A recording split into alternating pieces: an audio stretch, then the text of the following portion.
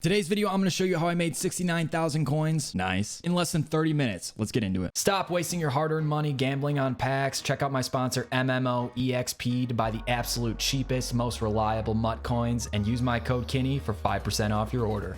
It is seriously so easy to make coins in this game. If you guys aren't doing what I've been doing, what I've been saying all along, the methods that I've been putting out, then seriously, you are just missing out on massive opportunity. There's so much opportunity within the recent promos, within old promos, within old sets, within everything to make so many coins. So how did I make so many coins? Well, I've got some footage in the background of me doing this, but I've pretty much been completing sets. And there's two sets that I'm going to show you on camera that I've actually been able to complete and sell and make profit off of, which is actually how I got to my total amount. The first one is in the 50 set. I actually completed Sean Taylor. How was I able to complete Sean Taylor? Well, let's do the math. If we just search for an 85 overall fresh player right now, they're going for about 20,000. Well, you see they're going for 23,000, but you can easily buy these for under 21,000. So I averaged my price of my snipes. I sniped 31 of them and I averaged them together for about 20,500 coins times 31. That's 635,000 coins. Why am I saying I only need 31 of them? Because every single week you get a free nat card from these solo challenges. Complete your solo challenges, get the free nat card, and that's another one that can go into the set. You can do this strategy every single week. Just find the most profitable card at the time, and you can do it and repeat every single week. Not to mention, in the 50 exchange, you pull packs throughout the week. You have Good Morning Madden packs. Maybe you pull Get a Gold Player packs every now and then. You can always exchange those cards up. So from the cards that you get, you can exchange your 81s up, your 82s up, your 83s up, etc. until you get to the highest 85 overall fresh player, whoever is the highest next time. If we go to 86, on top of that, you can craft these cards from your old golds that you're getting in your Good Morning Madden packs, or you're pulling your Gap packs. Whatever you're doing, you can exchange these cards out to get your 85 overall cards for this, which can only help and save you time. It'll clear out your binder junk that you don't want to go and sell individually on the market. It's a great way to get these cards and only bring down your initial cost, which would increase your profit at the end. So before you do any of this, make sure you play that solo challenge every single week and exchange up the cards that you already have in your binder. That way you'll know how many cards you need to buy,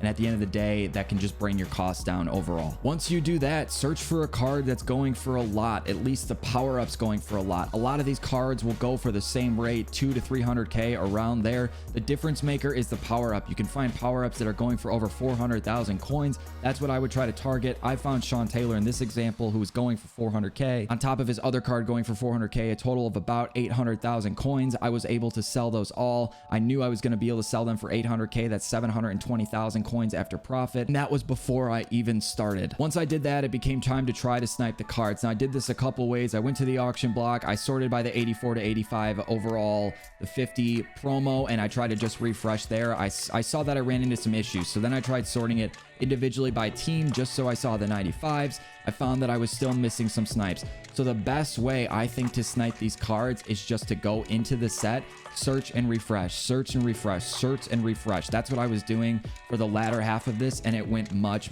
faster. I think it's because I was only seeing the 85 overall cards and I wasn't wasting time with the 84s. If you want to do two sets at once, you can try to tackle two birds with one stone.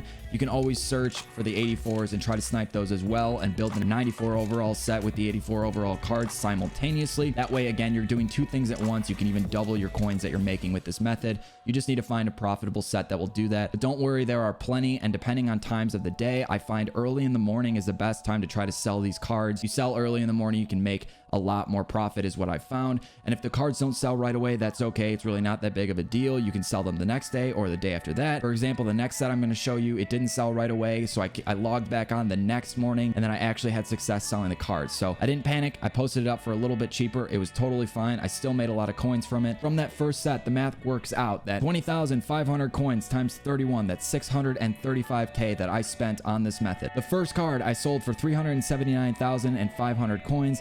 The second card I sold for 391,500 coins.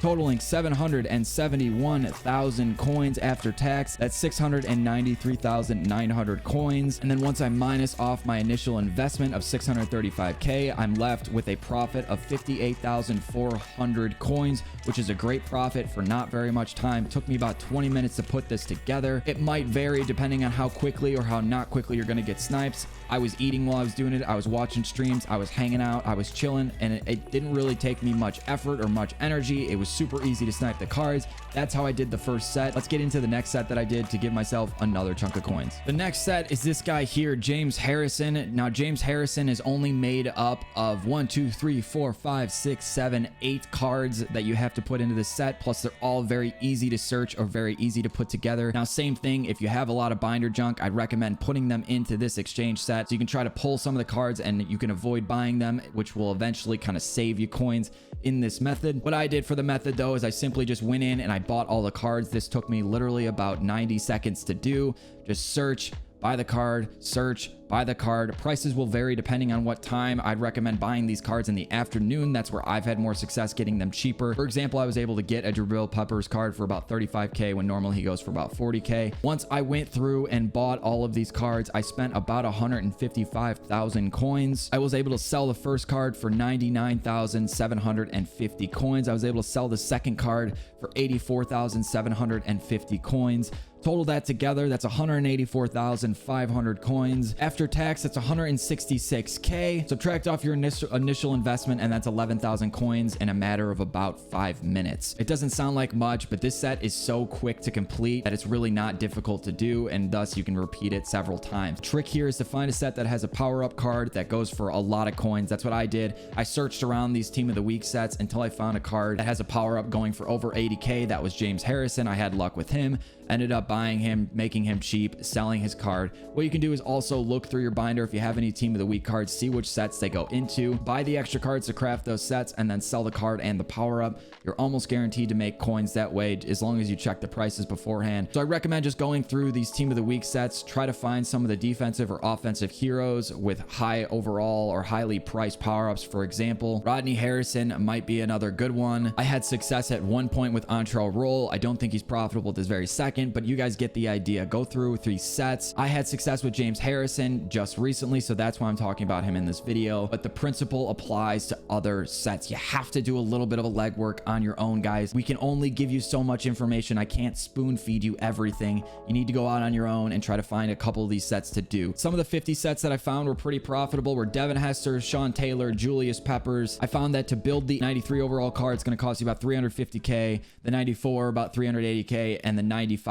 about 640K. These prices will change depending on when you're watching this video, but the methods themselves should not. Especially if there's any market crash, you should be able to have even more success building these sets. So that's going to wrap it up for today's video, guys. I showed you the math. I showed you how I made 69,000 coins in about 30 minutes, probably about 25 minutes. Either way, the set principle is one of the best coin making methods in this year. If you're not making a lot of coins this year, seriously, you're just not playing Ultimate Team the right way. You need to figure it out and understand that it's super, super, super easy to make coins this year. I hope you enjoyed the video, and I'll catch you in the next one.